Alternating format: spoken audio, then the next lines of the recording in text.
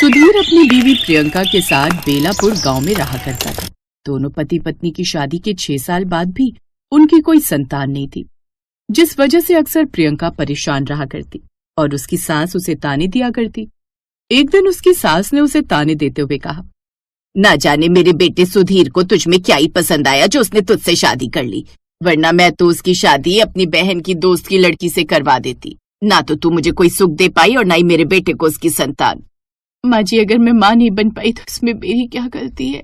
गलती तेरी नहीं हमारी है जो तुझे बहू के रूप में स्वीकार कर लिया। मेरे बेटे का चिकन का काम बढ़िया चलता है, लेकिन बस तेरी वजह से वो 4 लोगों में मात खा जाता है और समाज में उसकी बदनामी होती है और मेरी भी। सुधीर का चिकन नान का काम बहुत अच्छा चलता था। वो बहुत ही बढ़िया बटर चिकन नान बनाकर बेचा करता और उसके ठेले पर ग्राहकों की भीड़ लगी रहा करती थी। लेकिन उसका घर बिल्कुल भी बढ़िया नहीं चल रहा था, क्योंकि उसकी माँ और बीवी की बिल्कुल नहीं पटती थी। एक दिन सुधीर ने अपनी बीवी को शहर के अस्पताल के बाहर ले जाकर कहा, चलो प्रियंका, आज मैं तुम्हें माँ के तानों से हमेशा के लिए छुटकारा दिलाने के लिए यहाँ लेकर आया हूँ। ये आप कैसी बातें कर रहे हैं? यहाँ पर हमें कैसे छुटकारा मिल सकता है माँ जी के तानों से? जिसके बाद सुधीर अपनी पत्नी प्रियंका को शहर की फेमस डॉक्टर के बारे में बताता है।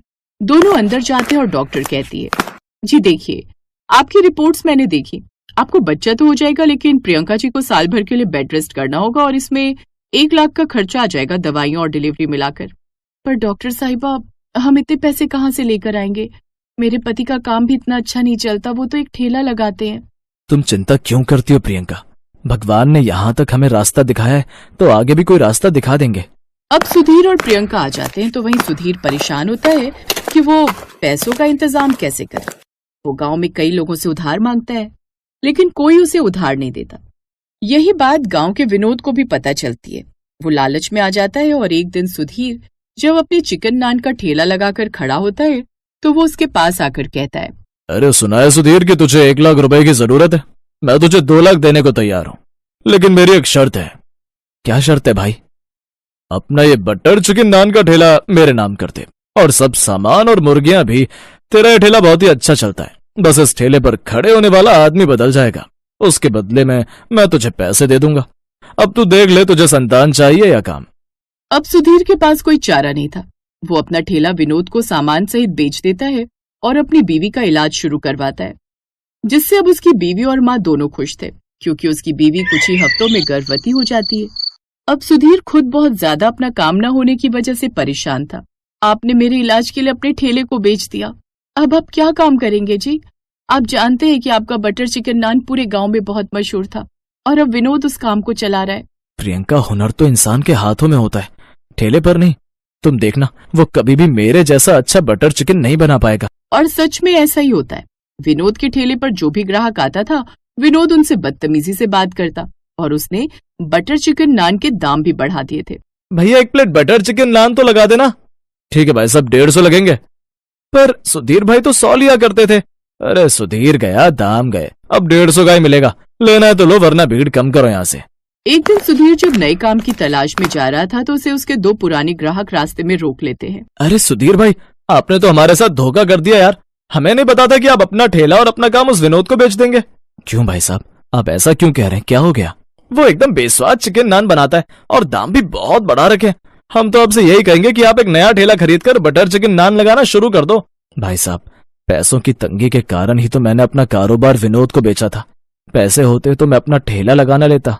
हमारे पास तो पैसे ही नहीं है। तभी एक ग्राहक उसे घर पर बटर चिकन बनाकर सप्लाई करने का आइडिया देता है।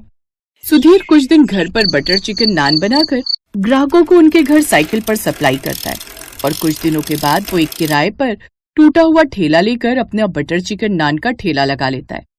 अब तो विनोद का काम और भी मंदा हो जाता है और इसलिए वो अब दाम भी आधे कर देता है, लेकिन तब भी उसके पास ग्राहक नहीं आते। वहीं सुधीर ने दाम बढ़ा दिए ताकि उसे मुनाफा हो सके, लेकिन तब भी ग्राहक उसके पास ही आते। सुधीर भाई, हम तो तरस गए थे तुम्हारे हाथों का ये बटर चिकन नान खाने के लिए। सच में ऐसा स्वाद तो कहीं नहीं मिलता। ये देख विनोद को बड़ी ज्यादा जलन होती है। तभी विनोद सुधीर के ठेले पर आता है और उसे धमकाते हुए कहता है, सुधीर, तूने मेरे साथ छल किया है। तूने मुझे अपना ठेला और काम बेचा था, तो तू मेरे ठेले के आगे अपना ठेला कैसे लगा सकता है? मैंने तुझे इस चीज के 2 लाख दिए थे, या तो मेरे पैसे वापस कर या अपना ठेला हटा। कैसी बात कर रहे हो भाई? मैंने तुम्हें अपना सारा सामान, सारी मुर्गियां और ठेला दे दिया। अब मैं नए सिरे से अगर अपना काम कर रहा हूँ तो इसमें तुम्हें क्या दिक्कत है? मैंने तुम्हें अपना काम दिया था, अपना हुनर नहीं। तूने मेरे साथ धोखा किया है और इस बात का फैसला पंचायत ही करेगी। लेकिन पंचायत भी सुधीर को ही सही ठहराती है। गुस्से में विनोद उसी रात चुपके से सुधीर के ठेले को तोड़ देता है और उस पर तेल डालकर आग लगा देता है। लेकिन इसमें उसके हाथ भी झुलस जाते हैं, जिससे अगले दिन सुधीर को उस पर शक हो जाता है और वो पुलिस के साथ उसके घर जाता है, जहां वो विनोद के दोनों हाथ देखता है जो कि जले हुए रहते हैं, और फिर उसे पुलिस के हवाले कर देते हैं। मुझे माफ कर दो सुधीर, आज के बाद मैं तुम्हें कभी परेशान नहीं करूंगा। सुधीर से 2 लाख वापस भी नहीं मिलेंगे और उसका ठेला और उसका सारा सामान वापस कर देना। साहब, आपका बहुत बहुत शुक्रिया।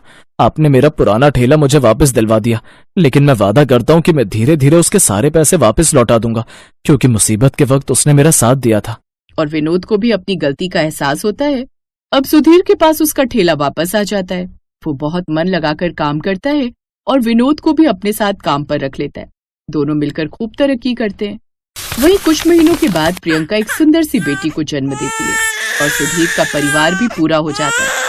इसके बाद सुधीर अपनी बेटी के जन्मदिन पर गांव में एक बटर चिकन नान की दुकान की शुरुआत करता है और अपना पुराना ठेला फिर से विनोद को तोहफे के रूप में दे देता है। अब विनोद को भी अच्छा बटर चिकन नान बनाना आ गया था, इसलिए सुधीर और विनोद दोनों का काम गांव में बहुत अच्छा चलने लगता है।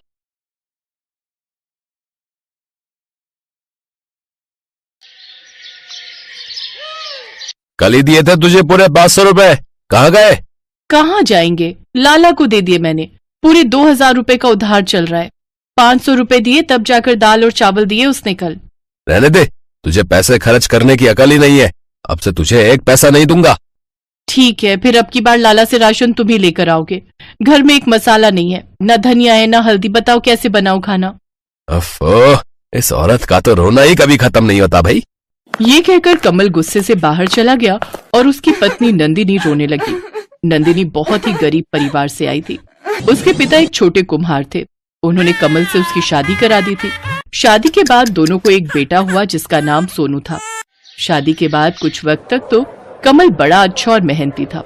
नंदिनी घर पर रहकर मटके और सुराही बनाती और कमल दिन भर उन्हें बेचता। लेकिन कुछ वक्त बाद ही कमल को शराब की लत लग गई और फिर वो 1 नंबर का शराबी और आलसी बन गया। वो जितने पैसे कमाता सब के सब शराब में उड़ाने लगा। धीरे धीरे सारी बचत खत्म हो गई और कर्जा चढ़ने लगा। हालत ये हो गई कि अब तो राशन तक के लाले पड़ने लगे। इसी बात को लेकर पति पत्नी में रोज लड़ाई होने लगी और उस दिन भी कमल हर बार की तरह नंदिनी से लड़कर बाहर चला गया। उधर अपनी माँ को रोते हुए देखकर सोनू ने उसके आंसू पोंछे। माँ, आप फिक्र मत करो, मुझे अभी भूख नहीं लगी। अच्छा, सुबह से खाया ही क्या है तूने जो तुझे भूख नहीं लगी? चल मैं तेरे लिए बिना मसाले की सादी खिचड़ी बना देती हूँ। इसके बाद नंदिनी ने सबके लिए खिचड़ी बनाई। उसने सोनू को खिचड़ी दी और वो अपने पति कमल का इंतजार करने लगी ताकि वो दोनों साथ में खाना खा सके। लेकिन दोपहर से रात हो गई, कमल लौट कर नहीं आया और फिर माँ, लगता है पापा ने फिर से शराब पी ली है। आप खाना खा लो। हाँ मेरे लाल, तू सोचा मैं खा लूंगी। नंदिनी कमल के इंतजार में भूखी ही सो गई। ऐसे ही कई दिन बीत गए। दिवाली नजदीक थी। नंदिनी ने कमल से छिपकर खुद मिट्टी के बर्तन बेचने शुरू कर दिए और इसी से कुछ पैसे भी जोड़ लिए थे उसने। और फिर जब एक दिन वो पैसे गिन रही थी तब माँ, आप इन पैसों से क्या करोगी? बेटा, धनतेरस पर एक अच्छी सी कढ़ाई लेकर आऊंगी, फिर तुझे बढ़िया पूड़ी और सब्जी खिलाऊंगी। वो पुरानी वाली कढ़ाई टूट गई है ना। वाह, फिर तो बहुत मजा आएगा। अच्छा माँ, पापा आए थे क्या? नहीं, वो नहीं आए। चल तू जा खेलने, मैं कुछ बनाती हूँ तेरे लिए। और फिर धनतेरस का दिन भी आ गया। उस दिन नंदिनी ने बाजार से नई कढ़ाई खरीदी। उसने सोचा कि अब दिवाली पर वो नई कढ़ाई में बढ़िया खाना बनाएगी। लेकिन उसी रात जब सोनू और नंदिनी सो रहे थे तभी उसे रसोई से कुछ आवाज आई। उसने उठकर देखा तो उसे कमल जाता हुआ दिखाई दिया। उसने कमल को बहुत आवाज दी लेकिन वो नहीं रुका। तभी नंदिनी की नजर रसोई पर पड़ी जहां एक भी बर्तन नहीं था, ना ही नई कढ़ाई और ना ही पुराने बर्तन। कमल ने एक चम्मच तक नहीं छोड़ी थी। नंदिनी ये देखकर सिर पकड़कर रोने लगी।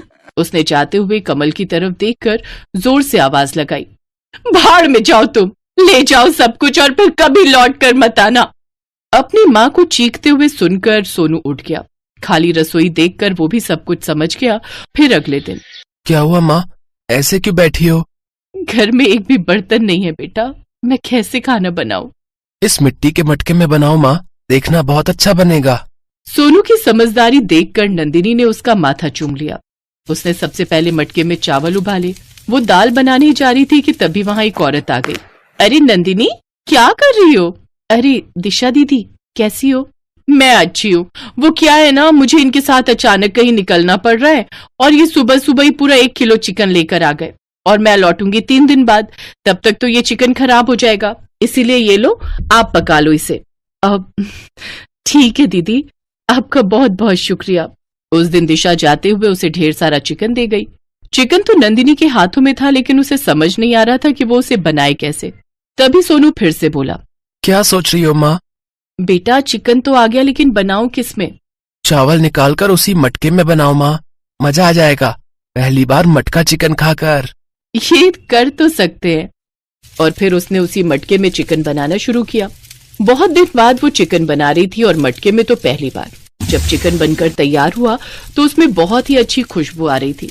नंदिनी ने सोनू को चावल के साथ चिकन दिया और फिर पहला निवाला खाते ही, माँ, क्या कमाल का चिकन बनाया है आपने। अब आप मटके बनाना छोड़ो और ऐसा ही मटका चिकन चावल बनाना शुरू कर दो। आप चाहो तो मेरी गुल्लक भी तोड़ दो, हम मिलकर एक ठेला लगाएंगे जिसमें आप मटका चिकन चावल बनाकर बेचना। कसम से माँ, पूरा गांव आएगा खाने के लिए।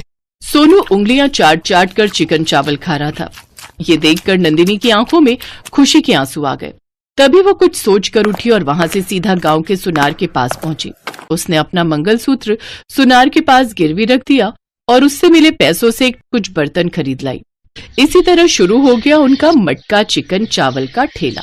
सोनू काम में अपनी माँ की पूरी मदद कर रहा था।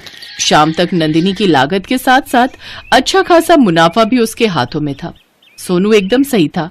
गांव के लोगों को मटके में बना चिकन और चावल बहुत पसंद आए। अरे वाह सोनू, हमने तो पहले ही दिन अच्छी खासी कमाई कर ली। चल जल्दी चल, अब कल के लिए तैयारी करेंगे।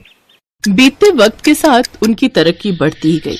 अब नंदिनी की मटका चिकन चावल की बड़ी सी दुकान थी और दुकान के ऊपर ही एक शानदार घर। सोनू बड़ा हो गया था। वो अपनी मोटरसाइकिल स्टार्ट कर ही रहा था कि तभी वहां एक अधेड़ आदमी आया जिसने एक फटा पुराना कंबल लपेटा हुआ था। वो कमल था। उसने सोनू को देखते ही आवाज लगाई, सोनू, मेरे बच्चे। पापा, आप कैसे हो आप? मैं ठीक नहीं हूँ बेटा, लेकिन तू कितना बड़ा हो गया है तू। मैं गया था घर, पर पता चला कि तुम लोग वहां से चले गए हो। तू यहाँ इस दुकान में काम करता है क्या? नहीं पापा, ये मटका चिकन चावल की मशहूर दुकान हमारी है और